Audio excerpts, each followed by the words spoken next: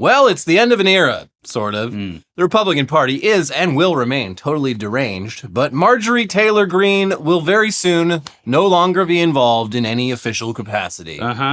For most of her congressional tenure, MTG was one of MAGA's biggest and loudest stars, vociferously advocating for all their cruelest and stupidest policies and defending her big wet president against any and all critics, especially the ones who said that he lost the 2020 election. No, I don't think so. MTG was elected to Congress in that very same election, so the majority of her time in office was under a Democratic president. You'd think that finally getting to actually serve under President Donald Trump, with Republicans in control of all branches of government, would be her time to really shine. But in the past year, specifically just the past few months and past few weeks, MTG has fallen out of favor with her party and her president. And on Friday, she announced that just 6 weeks from now, she will be leaving Congress, right in the middle of her term. Very particular timing, which we'll get to. Exactly 5 years to the day from when she assumed office. Here's NBC News. Representative Marjorie Taylor Greene, Republican of Georgia, announced on Friday that she is resigning from her seat following weeks of clashing with President Donald Trump. If I am cast aside by MAGA Incorporated and replaced by neocons, big pharma, big tech, military-industrial war complex, foreign leaders, and the elite donor class that can't even relate to real Americans, then many common Americans have been cast aside and replaced as well, Greene said in a statement posted to social media. Until then, I'm going back to the people I love, to live life to the fullest as I always have, and I look forward to a new path ahead. I will be resigning from office with my last day being January 5th, 2026, she wrote. The stunning announcement comes 1 week after Trump officially declared he had had enough with Greene's increasing criticism of him and said he was withdrawing support from his longtime ally. Responding Saturday to the announcement in a Truth Social post, Trump referred to Greene as a traitor and said she had chosen to quit because of plummeting poll numbers and not wanting to face a primary challenger with a strong Trump endorsement, where she would have no chance of winning. Wow. It sucks seeing your friends break up. Yeah, well, so with Marge, you've really got to wonder because, we'll mention it, but she's leaving with a very secure financial future because of a few reasons. Not great reasons, but a few reasons. You would really like to see this happen to someone like Mike Lindell, where you've been taken to destitute, and then you can realize only then that you've been swindled. He is still living in fantasy land. Yeah. She's gonna be all right. And that's why, this isn't that suspicious, she is fine.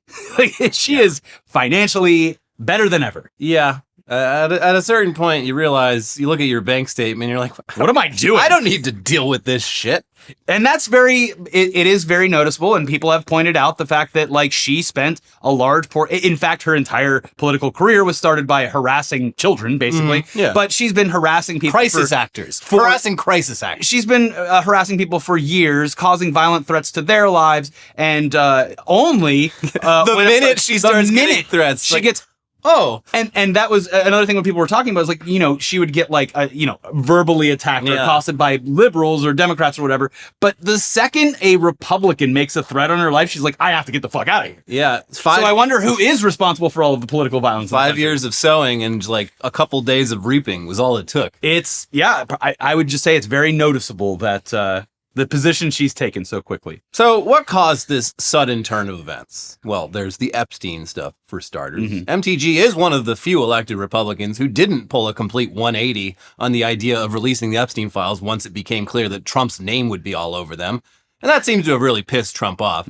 She's also broken ranks with her party on Israel and Gaza and has been critical of her party's recent attempts to make healthcare worse.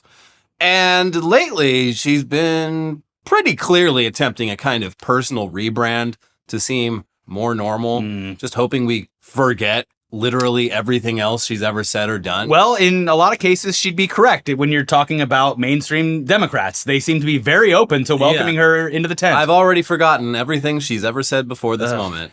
Yeah, it's wild, because not only has MTG spent her entire political career up until very recently as MAGA's strongest soldier, but also its most deranged. From the jump, she has been a conspiracy theorist and probably the first QAnon Pizzagate true believer who's been elected to Congress, first of many. And before that, she's publicly supported calls to execute prominent Democrats like Hillary Clinton and Barack Obama. She's also repeatedly said things that even members of her own party felt were excessively Islamophobic, anti-Semitic, and racist. She's basically been the answer to the question of what would happen if one of those people that follows Trump around the country going to all his rallies like he's the fucking Grateful Dead was given actual legislative power. There you go. Yeah. It's Marjorie Taylor Greene. It's kind of annoying that as soon as she fell out of Trump's good graces, a bunch of liberals were very, very quick and ready to immediately welcome her into the tent. Come on. In her resignation statement, she was pretty damn clear that she's still just as conservative as ever, and basically said that she's more MAGA than the rest of the party, which has lost its way or something. And even before this, as part of her attempted rebrand, she didn't say anything about changing her views. She said she was sorry for participating in toxic politics, which, I mean, kind of difficult to believe, since that's been your whole thing this entire time. You are the toxic politics person. But anyway, after Trump put her on his enemies list, she's gone on the naughty list just in time for the war on Christmas. Coal for Christmas. Beautiful, clean coal in your stocking, Marjorie. And as soon as that happened, she started getting death threats. And with Trump pulling his endorsement for her, she would have had a very tough campaign next year to hold on to her seat. So I guess she figured the best time to get out was now. Well, not right now, because the day that she announced that she'd be resigning, which is January 5th, that is exactly 5 years to the day since she first took office. And as soon as someone's in Congress for exactly 5 years, well, then they qualify for a congressional pension. There it is. Money for life. Well, see you guys later.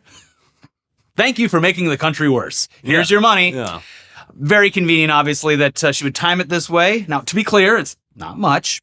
Around $8,700 a year once she turned 62. It's certainly not nothing, but in her 5 years in Congress, her net worth has reportedly increased from $700,000 to $25 million. Totally normal, nothing to see here. With a lot of that coming from very savvy stock trades that have drawn accusations of insider trading. Yeah.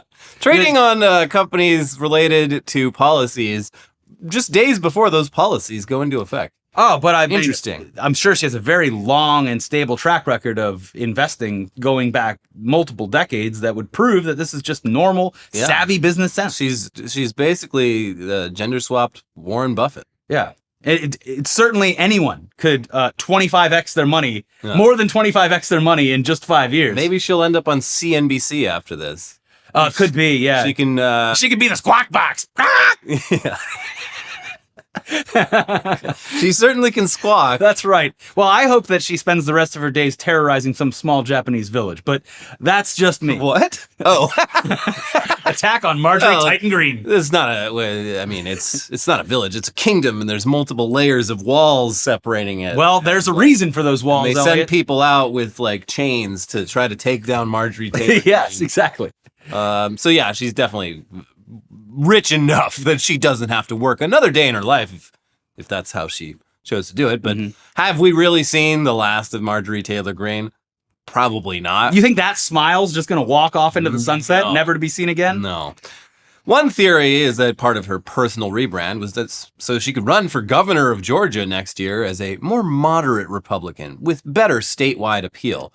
I mean, she could still go ahead and try that, I guess. I would put a lot of faith in the people of the state of Georgia to not elect her as I mean, congressman or congressperson is totally different. Yeah, Georgia's a red state, but like it's pretty moderately red. Brian Kemp is the current governor there, and like, I mean, he's a Republican, but he's pretty toned down compared to the National Republican Party. They have, I believe, one Republican and one Democrat senator. Well, so if you want to win there with either party, you have to be pretty moderate. Yes, exactly, because he can't.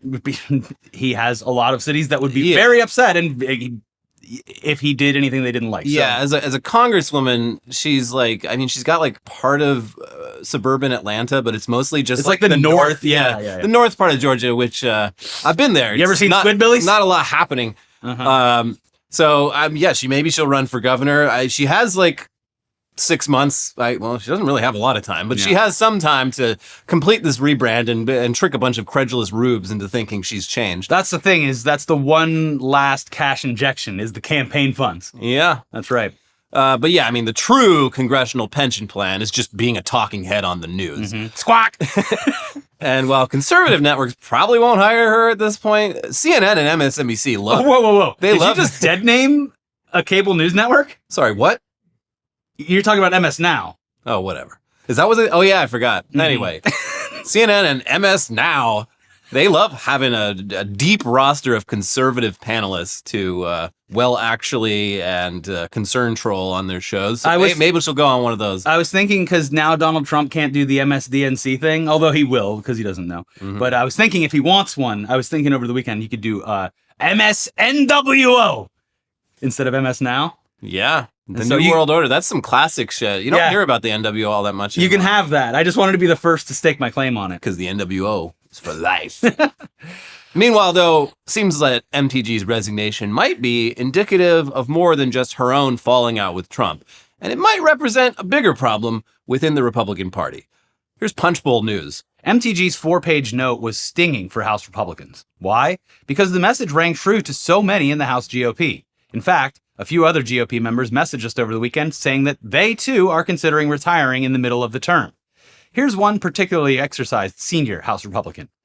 This entire White House team has treated all members like garbage. All. And Mike Johnson has let it happen because he wanted it to happen. That is the sentiment of nearly all appropriators, authorizers, hawks, doves, rank and file. The arrogance of this White House team is off-putting to members who are run roughshod and threatened. They don't even allow little wins like announcing small grants or even responding from agencies. Not even the high profile. The regular rank and file random members are more upset than ever. Members know they are going into the minority after the midterms. More explosive early resignations are coming. It's a tinderbox. Morale has never been lower. Mike Johnson will be stripped of his gavel and they will lose the majority before this term is out.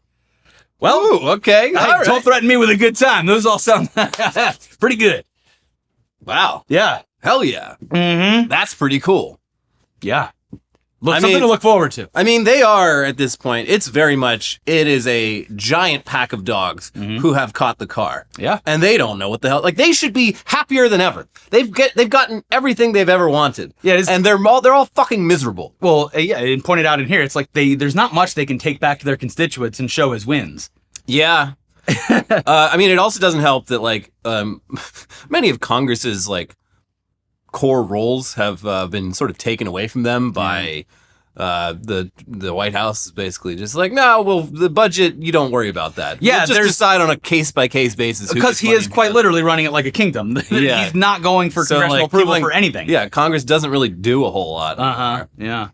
But moving on now to another end of an era. And unlike with MTG, this one is going out with barely a whimper and not even an official announcement. They're probably embarrassed that people found out. Yeah. DOGE, the Department of Government Efficiency, is apparently dead, which isn't that surprising considering we've heard barely a peep about it since Elon Musk left Washington to focus on his failing car company and open up a failing restaurant. But for a while there, in the early months of this administration, it was a really big deal. It was pretty much the central defining Trump policy move before he got bored of it and switched over to invading large U.S. cities. Almost every day, we were hearing about how some pimple-faced teenage Nazi was given control of an entire government agency and was just arbitrarily firing huge chunks of their staff and messing around with their IT systems, pulling the cables out of the walls. Yep. In the end, it didn't make the government any more efficient. In fact, quite the contrary. But hey, at least it saved us all a bunch of money, right? Well, no.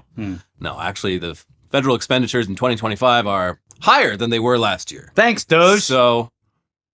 we got nothing out of this, except a less efficient government. Well, don't worry. The exact opposite of what they promised. We're going to get a whole lot of more money because of all those IRS agents that Joe Biden hired to go after all the really rich tax cheats, right?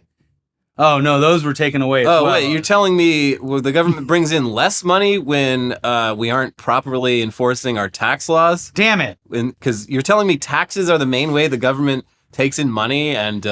if we're not going after tax cheats, we get less of it? Well, I thought we could save a lot of money crazy. by just turning teenagers loose in government systems, but I don't know. Anyways, here's Reuters. U.S. President Donald Trump's Department of Government Efficiency has disbanded, with 8 months left to its mandate, ending an initiative launched with fanfare as a symbol of Trump's pledge to slash the government's size, but which critics say delivered few measurable savings. That doesn't exist, Office of Personnel Management Director Scott Cooper told Reuters earlier this month when asked about DOGE's status. It is no longer a centralized entity, Cooper said in the first public comments from the Trump administration on the end of DOGE. The agency, set up in January, made dramatic forays across Washington in the early months of Trump's second term to rapidly shrink federal agencies, cut their budgets, or redirect their work to Trump priorities. The OPM, the federal government's human resources office, has since taken over many of DOGE's functions, according to Cooper and documents reviewed by Reuters. A government-wide hiring freeze, another hallmark of DOGE, is also over, Cooper said. Trump, on his first day in office, barred federal agencies from bringing on new employees, with exceptions for positions his team deemed necessary to enforce immigration laws and protect public safety. He later said DOGE representatives must approve any other exceptions, adding that agencies should hire no more than one employee for every 4 that depart. There is no target around reductions anymore, Cooper said. Look, this was a huge, blatant public failure. Yeah, Can you stop talking about it? In hindsight, this was all very fucking stupid. Yes, down to even the most meticulous parts of it. We fired a lot of key personnel. Yeah. And it turns out you do need people, actual people, to have a properly functioning federal government. We didn't know. We Now thought we do. brain drain was just a myth cooked up by angry Democrats to make Ronald Reagan look bad. But it turns out if we try it again, it's going to have the same results. Well, we'll try it again in like 10 or 15 years when you all forget about it. When Barron's president. So yeah, Doge is dead, but the spirit of Doge lives on. And it sounds like many of the randos that Elon hired to take a chainsaw to the federal government have moved on to other roles in the federal government that they're probably just as unqualified for. And meanwhile, Russell Vought, the Project 2025 guy, is running the Office of Management and Budget and carrying on the Doge tradition of trying to cancel congressionally appropriated funding for whatever the hell he doesn't like. So Doge is dead. Long live Doge, I guess. Yeah. But speaking of great ideas from Elon Musk's big, beautiful brain, we do have to give him some credit, just this once, because he recently introduced a genuinely great new feature on his social media platform, X. Certainly one that he didn't regret as soon as making it go live. No. I mean, everything great about it seems to have been unintentional, but still, credit where it's due, because it's long been suspected that many of the biggest X accounts that comment on U.S. politics are actually foreign-based engagement farmers. And there was never any way to prove this, but over the weekend, this was confirmed. Yep. Thanks to a new change down at X.com. Yeah. Here's Business Insider. Elon Musk's X played a starring role in another weekend internet kerfuffle. It began when Nikita Beer, X's head of product, posted on Saturday that the platform had rolled out a change intended to increase transparency. An About This Account page that, among other things, reveals the country or region where a user's account is based. The company announced plans for the feature in October. Quote, "This is an important first step to securing the integrity of the global town square. We plan to provide many more ways for users to verify the authenticity of the content they see on X," Bear wrote on X on Saturday. Over the weekend, X users started tapping into the About pages of their online rivals. Several prominent X accounts that promote MAGA talking points, for instance, appeared to be based in places far from the United States. Oh my God. The account MAGA Nation, which has some 400,000 followers and describes itself as America First, is, according to this new feature, based in a non-European Union country in Eastern Europe. Another account, called America First, which was created in March and has close to 70,000 followers and posts things like, "Thumbs up if you're a Trumper who loves God," appears to be based in Bangladesh. Yeah. Thumbs up if you're a Trumper and you love Allah, the one true God. I am so shocked. It's almost like everyone with a fucking brain has been saying this for 8, 9, 10 years now. Yeah. It is so frustrating to not only have it be proven correct, but to look around and go, well, is anything going to happen? No, probably not. It is, like, there have been over the years some really funny moments of, like, the mask, like, briefly Yeah, slipping. warm water ports. Warm water ports was like, that was a great one. Or Ian Miles Chong refusing to say anything negative about Muslims. Also, he apparently lives. He's in Abu Dhabi or Dubai. Well, so like the one thing about this is, it seems that it like routinely periodically checks where you are. Yeah. So it's possible he either lives in the UAE or he was there visiting, but he was in the UAE. Based on seeing that, I was like, okay, well, that makes sense. He's a prominent conservative grifter. Yeah, I like mean, the ultimate grift would be like a foreign government being like, look, just come live here and fucking do this work for us. Yeah, it makes like sense. You're already doing what we love. We'll just give you a nice air-conditioned apartment to do it in. Yeah. Anyway, here's NBC News with more examples. An account that called itself Ultra MAGA, American Flag, Trump, American Flag, 2028, claiming to be based in Washington, D.C., is listed as being based in Africa. Another now deleted account with a President Donald Trump-inspired username, Trump is my president, was listed as being based in Macedonia, where Trump is not the president. And an account with the username @American, complete with a profile picture featuring a bald eagle over an American flag, is apparently based in South Asia. But the post that stirred the biggest frenzy came Friday morning when screenshots and screen recordings claiming that the U.S. Department of Homeland Security account was listed as being based in Israel quickly went viral. The department and Beer have both denied the speculation, claiming the posts are spreading misinformation. Ex-users circulated images and videos alleged to show the location field displaying Tel Aviv, Israel. The account information feature abruptly disappeared Friday night. And I mean, like if you want a conspiracy, yes, the outsourcing social media stuff for the government to Israel. Yeah, I mean, they're saying, I saw multiple different screnershots and screen recordings of this. It would be difficult to fake if you for anyone to try. Yeah. If I had to guess, the more there's no innocent explanation here, but the more innocent explanation is that whoever was running that account was in Israel logged in there for diplomatic purposes. Yeah. But it also wouldn't fucking surprise me. No, not at all. If they just outsourced some of their social stuff to Israelis, they're like, yeah, they're great at it. They do the whole Hasbara thing. So, and it's cheaper. Yeah. We're paying them to do it. Did you see the heat map? The global heat map of where the accounts were? No. It's just a majority of accounts are based in continental Africa and South Asia. Yeah. We saw all this with... which, could be true, because, obviously there's a lot of people in those places, but, active Twitter accounts, it's, a little different on that social media platform. Well, ever since they monetized it, yeah. It's but making, $10 a month for me is not really fucking worth it, but if I live somewhere where the cost of living is, drastically lower, that's good money. That's the problem with the dead internet and dead social media thing is, you have a bunch of accounts that aren't even real, that are just churning they're just churning content that is made to piss everyone off and get views and make enough money that it's very beneficial for them. But that's the content I want to see. I want to be mad all the time. Why would I go on the internet if it was going to make me happy? No, I want to be mad. That's the only time I feel clear-headed is when I'm mad. Yeah, in control too. I can leave a little angry comment. I live on rage. I definitely wouldn't say something to anyone's face, but I'll go home and write it on Nextdoor, gosh darn it. That's right. Uh-huh. So all of this is not very surprising, but it is still crazy to have it confirmed like this and seemingly totally unintentional. Whoops. Like most things. Oops. It makes sense, but I guess the delivery method we'll have to take what we can get. The way social media platforms are monetizing means creating content. It's not a financially viable career path for most people unless you live somewhere where the cost of living is much, much lower. Posting engagement bait full-time in the U.S. probably not enough to live on. But it's different if you live in Bangladesh or Nigeria. It's the same reason most AI slop on Facebook is created by people in developing countries. In this case, it's political slop, and it's not really that hard. They're just jangling the right set of keys in front of people and making good money doing it. They know what Americans want to see better than Americans themselves. And as one person said, how can we seriously make the argument that people from the third world can't integrate into the West? They're better at this grift than us. They are.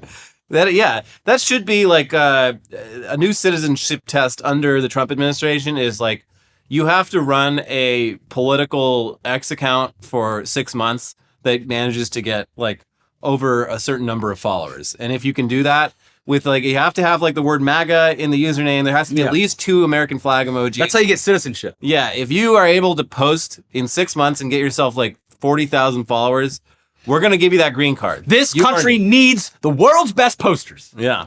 Although they probably wouldn't want to come because then the cost of living would now I got to get a real fucking job. Sucks. We've talked about this feature that doesn't exist before because I think of Ina Miles Chong, but I think it would go a long way to forcibly attach this person is posting from Bangladesh tag below the Yeah. Yeah, I agree. So, you have to the behind the scenes in the back end. It flips all the American flags to where they're actually from in the emojis. MAGA Trump, and it's just like like a flag from Indian Nigeria. flag, yeah, they should do that. There you go. Free ideas this episode. And speaking of making money, it's time for us to make some money by letting you know that this episode is sponsored by Ridge. Wow. The makers of the Ridge wallet. You're never gonna lose that. It's the slim and sleek wallet that has been truly life-changing for both of us. We all used to have that big, gigantic dad wallet protruding from our back pockets, right, fellas? It was annoying and painful, and it made your butt look weird. Well, luckily, we have evolved, and so has our card and cash storage technology. You probably already know about the Ridge wallet, but they just took their game-changing wallet and made it even better. Say hello to Ridge 2.0, the most refined version of the Ridge wallet. Ridge has been perfecting the wallet for 12 years, and everything is even better on the Ridge 2.0. It's 10% lighter, every gram matters, and they found the perfect balance. And they made it more modular with improved cash straps, money clips, and the AirTag attachment. It is made with premium materials like aluminum, titanium, and carbon fiber. It holds up to 12 cards plus cash. There's more than 50 colors and styles to choose from, and you can even get a wallet that features your favorite NFL, MLB, or college team, or Snoopy! That's right, you can have Snoopy in your wallet. Perfect for holiday gifting, especially since Ridge is having their biggest wallet sale of the year right now. Plus, all Ridge wallets have a new industry-leading built-for-life warranty, so even if your wallet is lost or stolen, they've got you covered. And enjoy peace of mind knowing that all Ridge wallets have RFID blocking technology, keeping you safe from digital pickpockets. With over 100,000 five-star reviews, Ridge is a gift people love to receive. And Ridge isn't just about wallets. They create premium, everyday carry essentials like key cases, suitcases, and their game-changing power banks, all built with the same slick, durable design. You'll find the perfect gift for every wish list. One of our favorite things Ridge sells is the Ridge Tracker Card, which somehow lets you digitally keep track of where your wallet is while being literally the size of a credit card.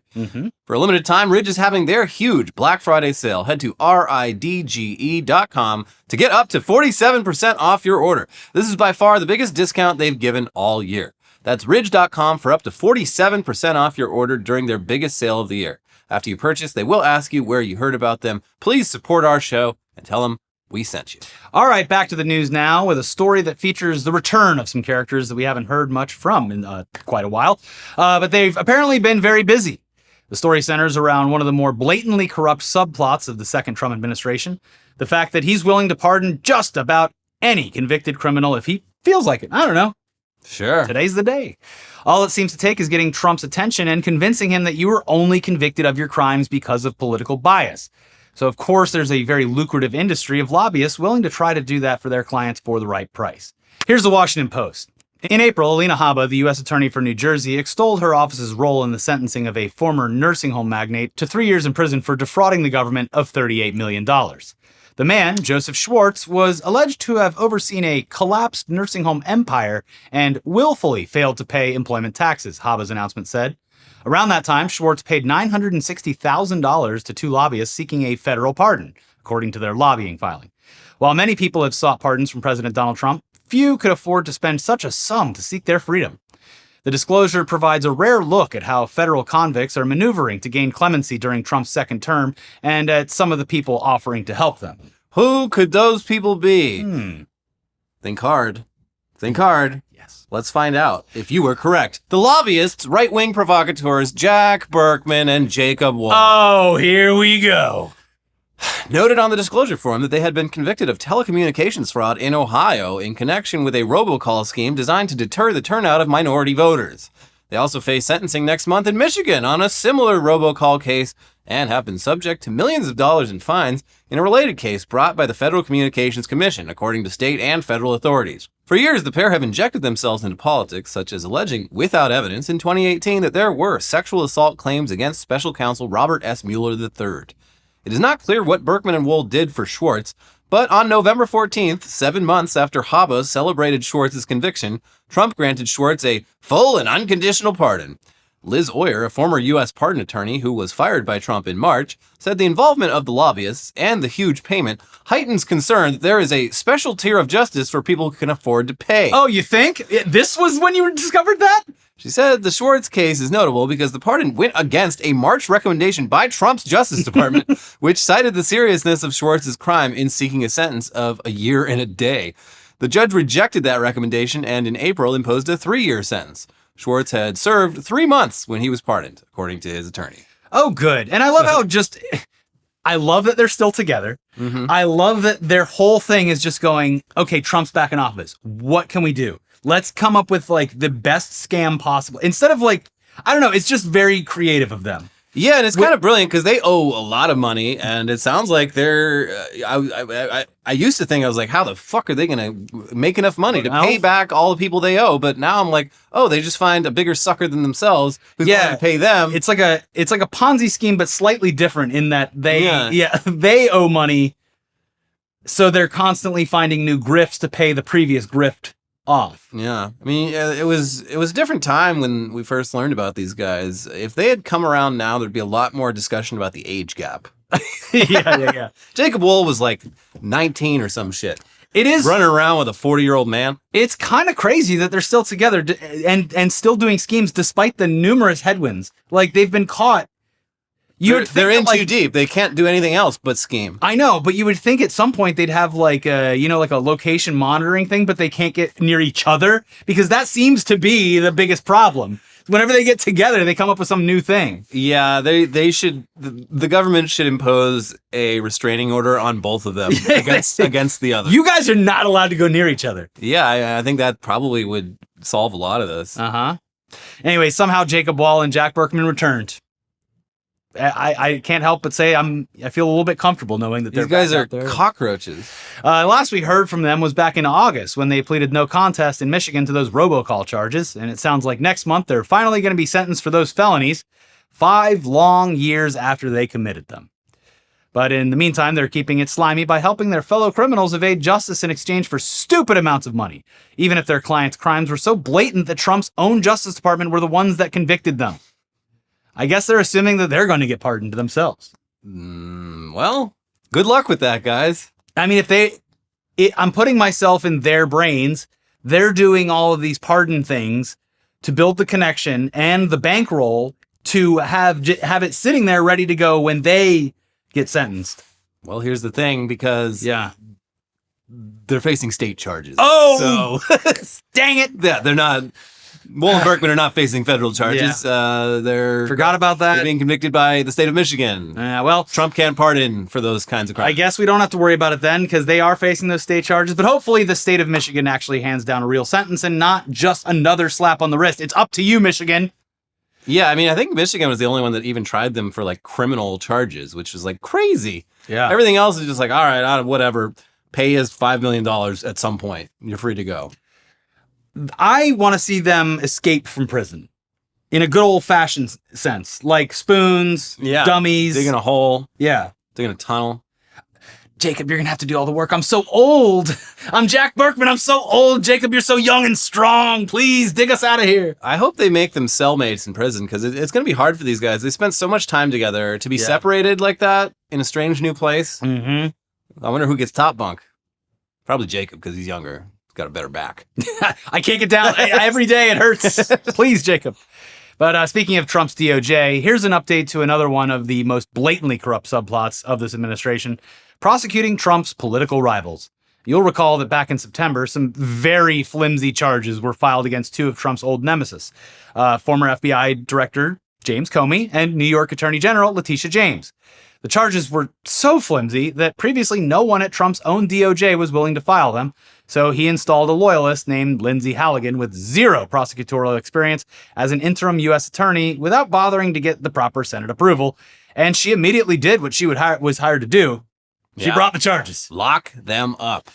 But, folks, good news. Not only have both of those cases now been thrown out, but a federal judge has also ruled that Lindsay Halligan wasn't allowed to prosecute the cases in the first place because she's not actually a U.S. attorney.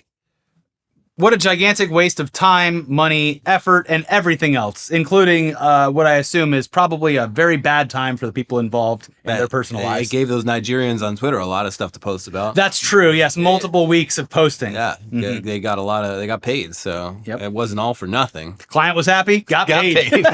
Here's the Washington Post. A federal judge dismissed the criminal cases against former FBI Director James B. Comey and New York Attorney General Letitia James on Monday, delivering an emphatic blow to President Donald Trump's rushed efforts to engineer prosecutions of two of his prominent foes. U.S. District Judge Cameron McGowan Curry ruled that Lindsay Halligan, the prosecutor overseeing both cases, had been unlawfully appointed as interim U.S. attorney for the Eastern District of Virginia, and therefore, indictments she single-handedly secured against Comey and James must be thrown out. The judge said the Justice Department could seek a new indictment against James under a lawfully appointed prosecutor. In Comey's case, though, Curry suggested that the time for doing so has run out. Comey's lawyers had argued that he cannot be recharged now because the 5-year deadline to bring a case against him expired days after he was indicted in September. Curry appeared to endorse that view in her written opinion Monday. She cited rulings by other courts that have held that if an indictment is invalid at the time it is issued, it does not pause the clock on the statute of limitations. Quote, all actions flowing from Ms. Halligan's defective appointment, including securing and signing Mr. Comey's indictment, constitute unlawful exercises of executive power and must be set aside, Curry wrote. There is simply no alternative course to cure the unconstitutional problem. Her decision delivers rebukes to the Justice Department on two fronts. By declaring Halligan's appointment invalid, Curry joins several other judges who have rejected the legal arguments the Trump administration has relied upon to install loyalists in top prosecutorial positions across the country. But in deciding to end the cases against Comey and James, Curry went further than the other judges who have ruled on that issue and set back Trump's efforts to deploy the Justice Department as a tool of retribution. I mean, it's pretty cool. Our system has a lot of fucking flaws in it, but like when it works, it works. Yeah, the fact that you can't just do blatantly fucking illegal shit. Well, you can try. Yeah, you can certainly try. Figures it way is what. But like the fact that someone who knows what the fuck they're talking about, yeah, and has a legal reputation to uphold has to look at it and give you the thumbs up, and in most cases is going to side with the law. Yeah, is pretty cool. This is like, it's another thing, like part of the multi-tiered justice system, though. Like I would assume that they could do a lot of damage to a lot less prominent foes. I mean, in this case, it seems like fucked up from the jump, just like being like, you're the new U.S. attorney. Well, they had to because of the deadline for Comey. Like, it was just like, who doesn't give a fuck about their actual, like, because you're going to get disbarred probably. Yeah, I mean, that's the thing. Like, there are lawyers who are hacks, like this Lindsay Halligan. But even before, like, the U.S. attorney Trump guy was just like, no, I'm not fucking doing that. Are you kidding? So, I have a legal reputation to uphold. That's why it happened when it did, because he was like, it's going to expire. We have to get someone now. Give me the hottest, most corrupt lawyer you can find. Well, great job, y'all. Yeah. You did it. Mm-hmm. And by it, I mean nothing.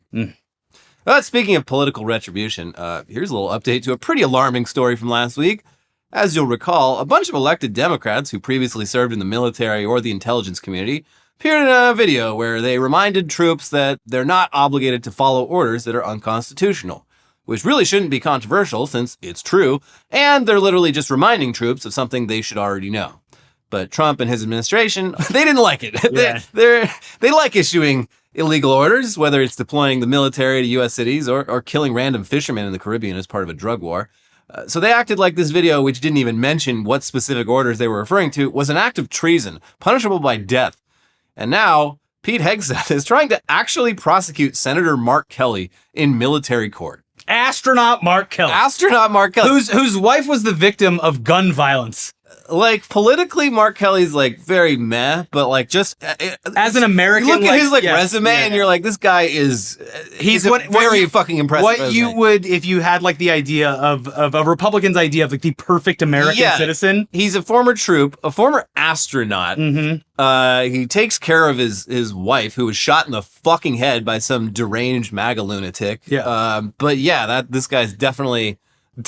Definitely an enemy of the state. Fuck off. But here's the AP. The Pentagon announced Monday it is investigating Democratic Senator Mark Kelly of Arizona over possible breaches of military law after the former Navy pilot joined a handful of other lawmakers in a video that called for troops to defy illegal orders. The Pentagon statement, posted on social media, cited a federal law that allows retired service members to be recalled to active duty on orders of the defense secretary for possible court-martial or other measures. You know that Mark Kelly could knock Pete Hegseth out, like one punch. Yeah, I think he's got some of that Buzz Aldrin strength. He's got Buzz Aldrin, old man, retired fucking Navy vet strength. And Pete Hegseth is just acting like it. He's also got a twin brother. It's going to be another challenger has appeared. Yeah. 2 health bars. Woo! A second health bar. He doesn't even need the second health bar. I guarantee you.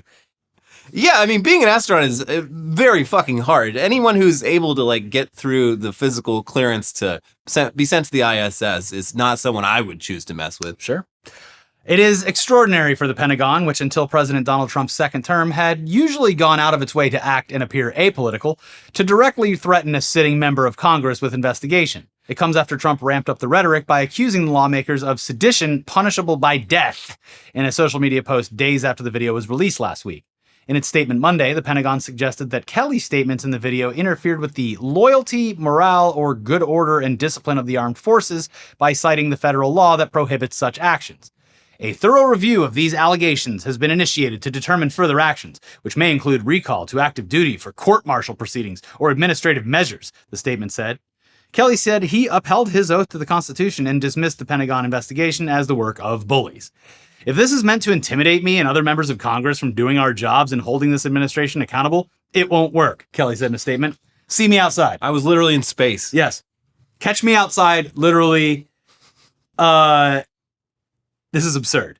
And also, like, when, not if, when they come out of this completely unscathed, because the law will certainly be on their side, it should embolden them to keep doing this and reminding troops constantly. Yeah. And maybe more people will join in. Yeah, no, it's a good thing to remind the people in uniform that just following orders is not a valid defense. No. When you're doing crimes. And it'll probably be a good thing that this is completely like pointless because it will show that you can actually stand up and say, hey, you shouldn't be doing that. Yeah. Without repercussions. So yeah, from the sound of it, this is pretty unconstitutional. It's probably going to go as well for them as the Comey and James prosecutions, but it's still kind of nuts that they're even attempting this. You're really going to go after this hero astronaut for gently reminding troops not to violate the law? Okay. I mean, General Michael Flynn literally told a crowd of QAnon supporters in 2021 that we should have a military coup in the U.S., and he faced 0 legal consequences for it. But Mark Kelly reminding troops that they swore an oath to the Constitution is serious misconduct from a retired troop? Fuck off. No. So dumb. Shut up. Anyways, that's it for this episode. It's a short week because of Thanksgiving, but we will be back for one more episode, and then you'll be free to go and enjoy all of your turkey trots and your Thanksgiving. Go argue with your uncle. Yeah, go do the cousin walk after the meal. For if you don't live in the United States, Thanksgiving is a ritual we have in America where family members argue with each other about politics. And this year's going to be great because of AI. And because of the... No, it really happened. Look. You get to tell your uncle that Trump's the throat goat. That's right. The line that you have to use is, I don't give a shit what that cocksucker in the White House thinks. And then you go on your after dinner walk with your cousins, and you bring the cart. You bring the marijuana cart, and everyone talks shit about old Uncle Crazy Pants. Yep, that's right. Anyways, that's it for today's episode. We will be back for one more. In the meantime, please like the video, please. We're very thankful for all of our viewers. I give thanks.